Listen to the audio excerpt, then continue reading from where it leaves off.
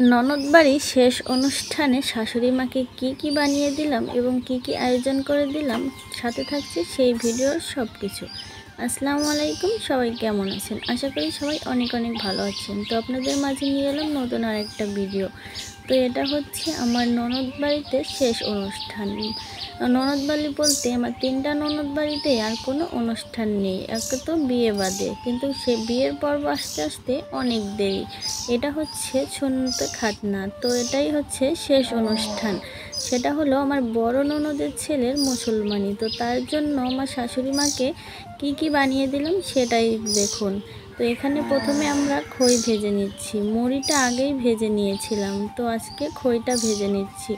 তো খই ভেজে সেগুলো সুন্দর করে বেছে বুছে তারপরে সেগুলো আমরা দিয়ে দেবো ননদ বাড়িতে, মানে শাশুড়ি মাকে দিয়ে পাঠিয়ে দেব। কারণ সে হচ্ছে মেয়ের মা, মানে ছেলের নানি। সে যদি আগে না যায় তাহলে লোকে কী বলবে? কারণ গ্রামগঞ্জের মানুষরা এই প্রচলনটা আগে সৃষ্টি করেছে যে সব গ্রামেই নানিদের আগে যেতে হবে। দাদি তো বাড়িতেই থাকে, যেহেতু দাদি নেই তার নানি দায়িত্বটা পালন করছে।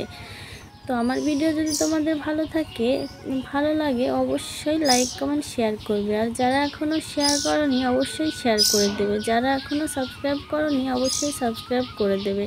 আর যারা সাবস্ক্রাইব করেছো তাদের অসংখ্য ধন্যবাদ। জানি আমার কথায় অনেক ভুল ত্রুটি হয়ে থাকে, কারণ আমি এর আগে কখনো এভাবে কথা বলিনি। যেই ফার্স্ট টাইম আমি এই ভয়েস ওভারটা দিই, তাই একটু সমস্যা হতে পারে। প্লিজ তোমরা ছোট বোন হিসেবে ক্ষমা দৃষ্টিতে দেখো। দেখুন এইখানে আমি খই বাচ্ছি, আর খইগুলো কত সুন্দর হয়ে গেছে।